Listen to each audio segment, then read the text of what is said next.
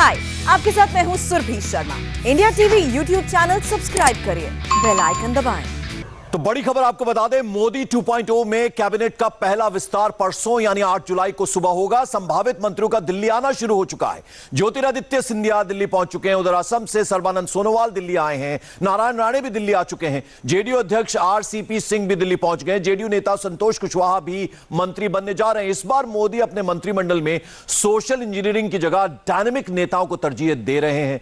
मोदी जाति और धर्म से अलग वैसे नेताओं को मंत्रिमंडल में शामिल कर रहे हैं जो अपने क्षेत्र के बड़े नेता हैं और उनकी बातों का लोगों पर असर होता है। ज्योतिरादित्य सिंधिया की हमने बात की, दिल्ली वो पहुंच चुके हैं। और ज्योतिरादित्य सिंधिया जब कांग्रेस से बीजेपी में आए थे तो उसी दिन तय हो गया था कि वो मोदी मंत्रिमंडल का हिस्सा बनेंगे, लेकिन कोरोना की वजह से मंत्रिमंडल का विस्तार नहीं हो पाया था। माना जा रहा है कि मोदी मंत्रिमंडल में ज्योतिरादित्य सिंधिया को कैबिनेट मिनिस्ट्री मिलेगी। कांग्रेस शासन में सिंधिया को राज्य मंत्री बनाया गया था, लेकिन ज्योतिरादित्य सिंधिया और राणे दोनों को मोदी मंत्रिमंडल में बड़ी जिम्मेदारी मिल सकती है। अभी 3 दिवस के दौरे को समाप्त करके मैं अभी दिल्ली पहुंचा। कोई खबर होगी तो मैं आप लोगों को जरूर बताऊंगा। बीच में दौरा रद्द करके आया। मैंने आपको कहा है कि कोई खबर होगी तो आपको जरूर बताऊंगा। अभी दौरा समाप्त करके मैं आया हूं। मैं श्रद्धांजलि देने के लिए और सांत्वना देने के लिए मालवा के 6 जिलों का दौरा समाप्त किया है। मैंने समाप्त करके मैं दिल्ली वापस आया। तो खबर होगी मैं महाकाल मंदिर तो हर साल जाता हूँ। महाकाल मंदिर तो हमारा है। दिल्ली से आने के लिए महाकाल मंदिर के दर्शन करना सौभाग्य है हर व्यक्ति के लिए। देवेंद्र पराशर हमारे सीनियर एडिटर इस वक्त हमारे साथ जुड़ गए हैं। देवेंद्र, सबसे पहला नाम ज्योतिरादित्य सिंधिया का। सवाल जब उनसे किया गया तो उन्होंने कहा कि मैं ऐसे ही दिल्ली आया हूं, लेकिन बड़ा सवाल यह भी है कि कांग्रेस से बीजेपी में आए, लंबा इंतजार कोरोना की वजह से करना पड़ गया, लेकिन अब निश्चित है कि कैबिनेट में बर्थ मिलने वाला उन्हें और खासी पकड़ है उनकी युवाओं में और लोगों में। पंकज, 2 चीज़ बताऊँ। एक तो जो वो नहीं बोल रहे हैं उसकी वजह यह है कि बीजेपी के राष्ट्रीय संगठन महामंत्री बी एल संतोष का जब इन नेताओं को फ़ोन जा रहा है तो उस फ़ोन में ये कहा जा रहा है कि आप दिल्ली पहुंचिए और बीजेपी के राष्ट्रीय अध्यक्ष से आपको मुलाकात करनी है। और साथ ही साथ ये हिदायत दी जाती है कि इस सूचना को आपको सार्वजनिक नहीं करनी है। और ये भी नहीं बताया जाता है कि क्योंकि आपको दिल्ली इसलिए बुलाया जा रहा है क्योंकि आपको मंत्री पद दिया जा रहा है, ये नहीं बताया जा रहा है। लेकिन इसका सीधा मतलब है कि बी एल संतोष जिसको भी कॉल कर रहे हैं वो किस चीज़ के लिए कर रहे हैं। और दूसरी चीज़ कि ओवरऑल मंत्रिमंडल विस्तार के दर्शन की बात करें तो एक टॉप सोर्स से हमें इस बात की जानकारी दी है जिसमें 5-6 प्रमुख बिंदु उन्होंने बताए हैं जो गाइडिंग प्रिंसिपल होगा नरेंद्र मोदी सरकार के इस मंत्रिमंडल विस्तार का। उसमें पहली चीज़ ये कि ऐसे व्यक्तियों को प्रमुखता दी जाएगी जिनको शासन और व्यवस्था का पहले से अनुभव हो, या केंद्र में जैसे कोई अनुभव हो, या फिर राज्य सरकार के अंतर्गत अनुभव हो, या फिर वो प्रोफेशनल्स हों जैसे चार्टर्ड अकाउंटेंट, बैंकर्स, इस तरह की चीज़ें जिनके पास शासन और व्यवस्था का किसी न किसी रूप में अनुभव हो। दूसरी चीज़ कि पिछड़े वर्ग को और ज़्यादा महत्व दिया जाएगा। तीसरी चीज़ कि दलित वर्ग को और ज़्यादा महत्व दिया जाएगा।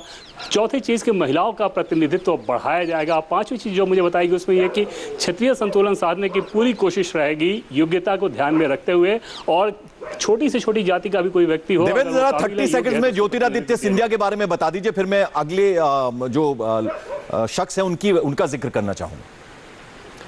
और ज्योतिरादित्य सिंधिया जब कांग्रेस छोड़ के बीजेपी में आए थे तभी उनको ये बता दिया गया था कि आपको राज्यसभा सांसद भेजा जाएगा और उसके बाद अगला मंत्रिमंडल विस्तार जैसे ही होगा वहां पर मंत्रिमंडल विस्तार में आपको जगह दी जाएगी। और ये तय माना जा रहा था पहले से ही कि ज्योतिरादित्य सिंधिया मोदी मंत्रिमंडल में शामिल होंगे और जो उनका महकमा होगा वो भी महत्वपूर्ण होगा। बिल्कुल। और अब हमने बात की ज्योतिरादित्य सिंधिया की, उसके बाद दूसरा नाम, असम के पूर्व सीएम सर्बानंद सोनोवाल भी मंत्री बनेंगे। सोनोवाल को कैबिनेट मंत्री बनाया जाएगा। सर्बानंद सोनोवाल भी दिल्ली पहुंच चुके हैं।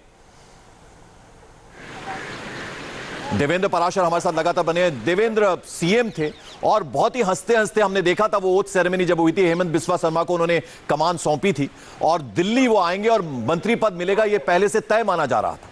जी हाँ पंकज, जब वो दोनों नेता दिल्ली आए थे असम में सरकार के गठन से पहले, तो उसके बाद हेमंत बिस्वा शर्मा और सर्बानंद सोनोवाल दोनों से बीजेपी के टॉप लीडरशिप ने जब मुलाकात की थी तो उसके बाद उस मुलाकात के दरमियान उनको बता दिया गया था कि पार्टी का ये फैसला है कि आपको केंद्र की राजनीति अभी करनी है और केंद्र सरकार में आपको जगह दी जाएगी और आपको महत्वपूर्ण महकमा दिया जाएगा। हालांकि तब सोनोवाल ने यह कहा था कि वो प्रदेश की राजनीति ही करना चाहेंगे, भले ही मुख्यमंत्री की पद उनसे ली जा रही हो। मतलब वो ये चाह रहे थे कि उनको प्रदेश अध्यक्ष बनाया जाए, लेकिन बीजेपी आलाकमान को ऐसा लगा कि वहाँ पर फिर 2 पावर सेंटर लेटर का मैसेज आएगा, इसलिए उनको केंद्र में ही आने की बात कही गई थी और अब वो दिल्ली आ चुके हैं। जाहिर तौर पर मंत्रिमंडल विस्तार में वो एक प्रमुख चेहरा होंगे। उनका मंत्रालय भी, क्योंकि जैसे कि पहले मैं आपको बता रहा था कि पूर्व अनुभव जिसका रहा हो तो उनका महकमा भी महत्वपूर्ण रहेगा। बिल्कुल, तो 2 स्टेट्स की हमने बात की, मध्य प्रदेश से ज्योतिरादित्य सिंधिया आते हैं, उसके अलावा सर्बानंद सोनोवाल असम से आते हैं। हम जरा तीसरे शख्स की बात करें, बहुत इंपॉर्टेंट नेता ये भी, महाराष्ट्र से नारायण राणे भी दिल्ली पहुंच चुके हैं। नारायण राणे को भी मोदी सरकार में कैबिनेट मंत्री बनाया जाएगा। 2017 में देवेंद्र छोड़ी थी कांग्रेस पार्टी और मुख्यमंत्री रह चुके तेज तर्रार नेता, और इनकी भी जबरदस्त पकड़ है महाराष्ट्र में लोगों के बीच।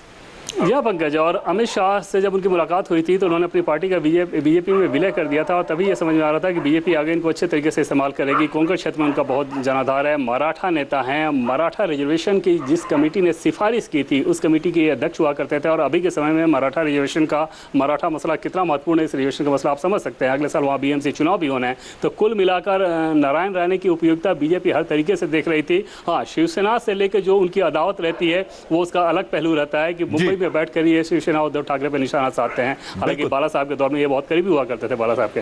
देवेंद्र, जरा टॉप सोर्सेज के हवाले से क्या खबर आ रही है अंदर की, जरा वो भी बताइए। और जो दर्शन मैंने आपको बताया वो टॉप सोर्स से ही वो दर्शन हमें मिला है कि आखिर मंत्रिमंडल विस्तार का ये जो फैसला हो रहा है, इस फैसले के पीछे किस फिलॉसफी के तहत ये चयन किया जाएगा, क्योंकि स्पेसिफिक नाम तो नहीं बताया जा रहा था। जाहिर तौर पर सेक्रेसी रहती है और नरेंद्र मोदी सरकार की अगर आप बात करें तो वहाँ पर सेक्रेसी बाकी सरकारों की तुलना में कुछ ज़्यादा ही रहती है। आमतौर पर केंद्रीय कैबिनेट मंत्रियों को पहले की सरकारों में ये पता रहता था कि सरकार क्या कुछ करने वाली है, अभी वैसी स्थिति बिल्कुल नहीं है। मुश्किल 2 से 3 लोग ऐसे हैं, 3 लोग से ज़्यादा शायद ही अभी कोई हो जो कि जिनके पास पूरी जानकारी हो।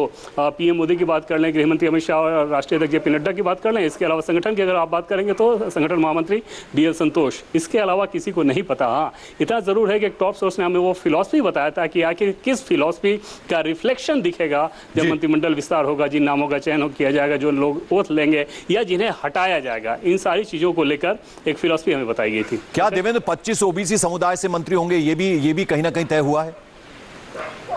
नंबर्स की बात नहीं, लेकिन जैसा कि पहले मैं आपको पंकज बता रहा था कि पिछड़े वर्ग के मंत्री सबसे ज़्यादा होंगे। एक तरह से कहा जा सकेगा कि ये जो मंत्रिमंडल है नरेंद्र मोदी सरकार का, पिछड़ा वर्ग के प्रतिनिधित्व के हिसाब से ऐतिहासिक है। और यही बात शेड्यूल कास्ट के बारे में भी बताई जा रही है, यही बात महिलाओं के प्रतिनिधित्व बढ़ाने को लेकर भी बताई जाएगी, या युवाओं के लिहाज से जो एवरेज उम्र होगी इस मंत्रिमंडल विस्तार के बाद अपेक्षाकृत कम होगी पहले की तुलना में। ये सारी चीज़ें बताई गई है। और नंबर्स की जो बात आप कर रहे हैं, जैसा कि पहले मैंने आपको बताया था कि स्पेसिफिक नंबर नहीं बताया गया था, लेकिन ये ज़रूर कहा गया कि ये सरकार पिछड़ा वर्ग को प्रतिनिधित्व देने के लिहाज से अभी तक के समय में सबसे ज़्यादा प्रतिनिधित्व देने वाली सरकार रहेगी।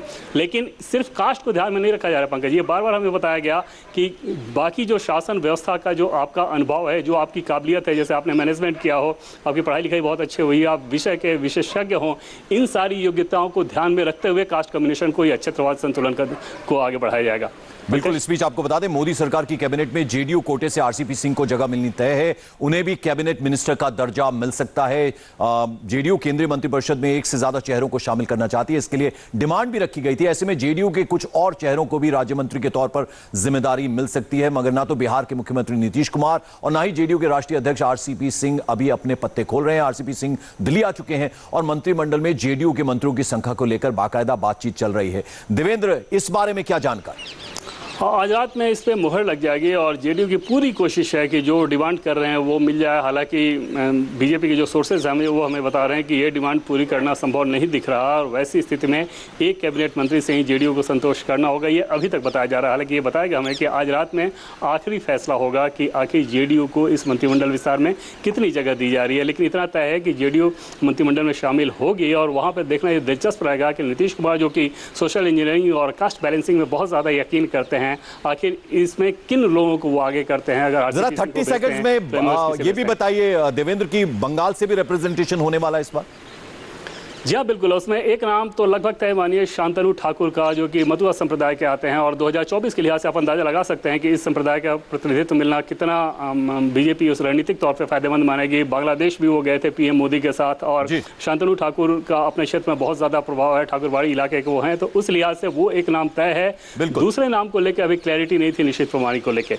चलिए देवेंद्र पराशर, आप नजर बनाए रखिए, बहुत बहुत शुक्रिया इस अपडेट, इस जानकारी के लिए आपका। फिलहाल हाय, आई एम सुरभि शर्मा। खबरों से अपडेट रहने के लिए India TV YouTube channel subscribe करिए, साथ में बेल आइकन जरूर दबाएं। जुड़े रहें इंडिया टीवी के साथ।